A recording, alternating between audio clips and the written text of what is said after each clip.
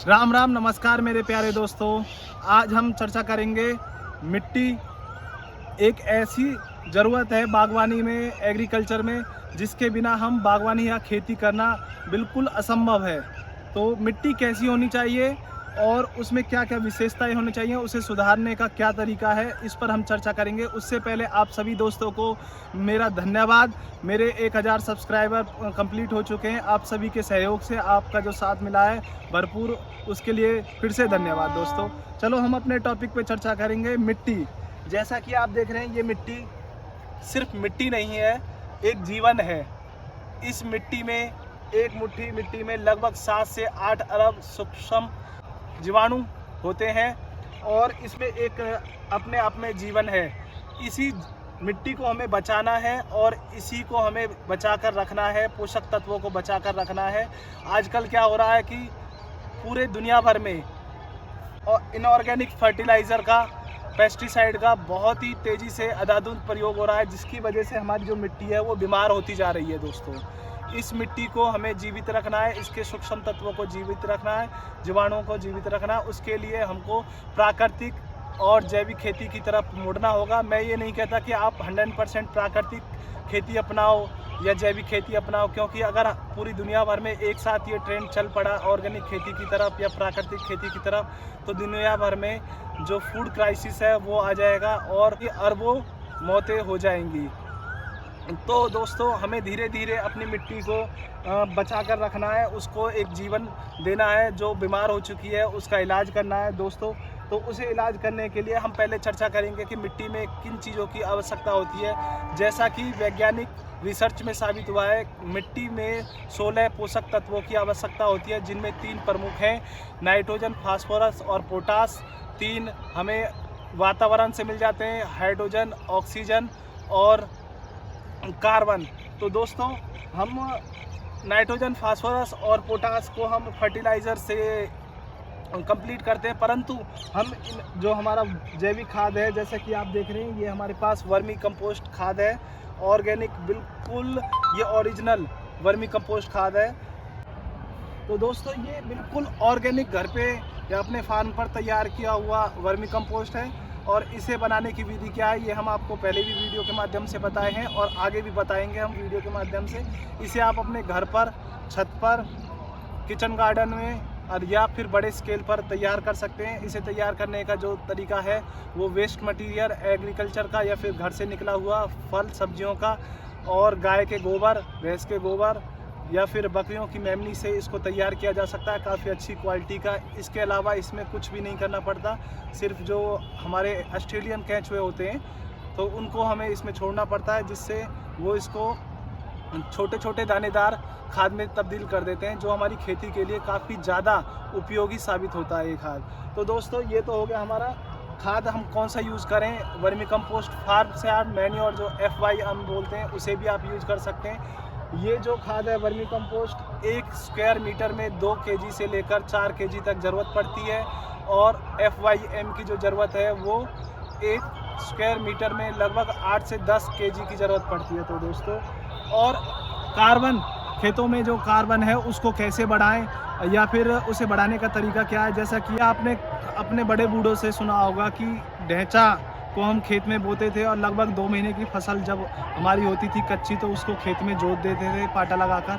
तो दोस्तों, कार्बन की मात्रा जो है वो हमारे खेत में क्या होनी चाहिए? 0.7 से लेकर 1 तक कार्बन की मात्रा होनी चाहिए। अगर इससे कम है तो उसे बढ़ाने का तरीका ये है कि जो ढैंचा, लोबिया, मूंग ऐसी फसलें बोएं या फिर मक्का खेत में बोने से जो कार्बन की मात्रा है वो काफ़ी बढ़ जाती है।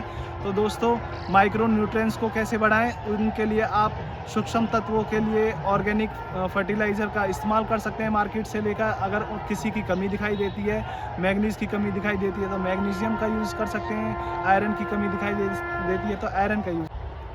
तो दोस्तों, बहुत से खेतों में फंगस की समस्या देखी जाती है। कोई भी फसल बोते हैं हम, बागवानी की या अपनी एग्रीकल्चर की जो फसलें हैं, ग्रेन्स हैं, तो उसमें उकसा रोग लग जाता है, जैसा कि आपने बहुत बार सुना होगा। आजकल ये समस्या बिल्कुल कॉमन समस्या हो गई है।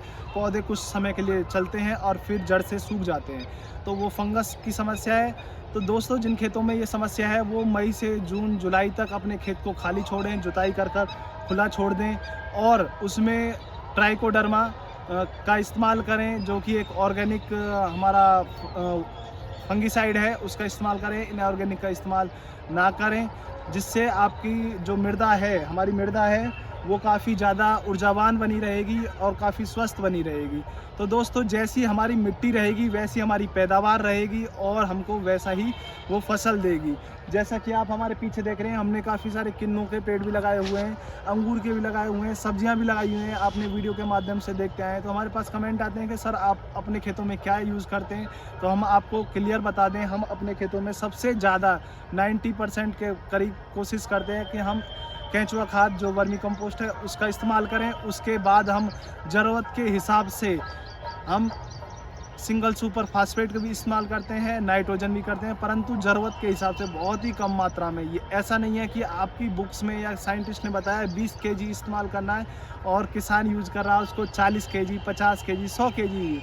ये एक ट्रेंड बन चुका है। किसान देखा देखी इनऑर्गेनिक फर्टिलाइज़र का बहुत ज़्यादा इस्तेमाल कर रहा है। तो दोस्तों, ऐसा बिल्कुल ना करें। अगर कोई बीमारी हमारे शरीर में आती है, तो अगर हमको 500 mg कोई दवाई खानी है तो वो 500 mg ही खानी है, उसको हम 2000 पर 1000 पर नहीं लेके जाते, वो हमको नुकसानदेह होती है। उसी प्रकार हमारी मिट्टी है, हमारी फसलें हैं, अगर हम जो रिक्वायरमेंट है उसकी अगर वही देंगे तो वातावरण को, मिट्टी को कोई नुकसान नहीं होगा। अगर हम उसका अंधाधुंध प्रयोग करेंगे तो नुकसान होगा। एक चीज़ और दोस्तों, आजकल किसानों के ऊपर ये लांछन या फिर दोष लगाया जा रहा है कि किसान जो है बहुत ज़्यादा पेस्टिसाइड का इस्तेमाल कर रहे हैं, जिससे कि कैंसर जैसी बीमारियां हो रही हैं। ये बात सत्य है कि किसान इनऑर्गेनिक फर्टिलाइज़र का भी और पेस्टिसाइड का भी इस्तेमाल ज़्यादा करें, परंतु ये बात अधूरी सत्य है, क्योंकि जो हमारी पेस्टिसाइड है और उनका इस्तेमाल खेतों से ज़्यादा शहरों में, सिटीज़ में हो रहा है। जैसा कि आप जानते हैं, मॉस्किटो जो मारने की दवाई है, मच्छर मारने की दवाई है, कॉकरोच मारने की दवाई है, लाइजोल है, फिनाइल है और हमारी क्लोरोपाइरीफॉस दीमक मारने की दवाइयाँ हैं। ये सबसे ज़्यादा जो है शहरों में यूज़ की जा रही हैं। इनका कारोबार जो है वो अरबों में है और इसके प्रति किसी का ध्यान जाता नहीं है। किसानों के ऊपर दोष मढ़ा जाता है। किसान जो है वो इनोसेंट है, क्योंकि ज़्यादातर किसान अनपढ़ है। उनको अगर समझाया जाता है तो वो समझ जाएंगे, परंतु जो पढ़े लिखे लोग हैं, जो खुलेआम पेस्टिसाइड का इस्तेमाल कर रहे हैं, तो उनका क्या। सिर्फ किसान को दोष ना दो, खुद भी या शहरों में भी इस चीज़ को बोलो कि भाई इन चीज़ का इस्तेमाल ना करें। अगर मच्छर है तो मच्छरदानी का इस्तेमाल करें, अगर दीमक है तो साफ़ सफाई का ध्यान रखें, कॉकरोच है तो साफ़ सफाई का ध्यान रखें, गंदगी ना होने दें, कूड़ा करकट जो है घरों के आसपास या घरों में ना इकट्ठा होने दें, जिससे कि हमारे जो इंसेक्ट हैं वो घरों में नहीं जाएंगे। परंतु ये बात भी बिल्कुल सत्य है कि शहरों में पेस्टिसाइड का जो कारोबार है वो ग्रामीण या एग्रीकल्चर में पेस्टिसाइड या इन फर्टिलाइज़र के इस्तेमाल से ज़्यादा है।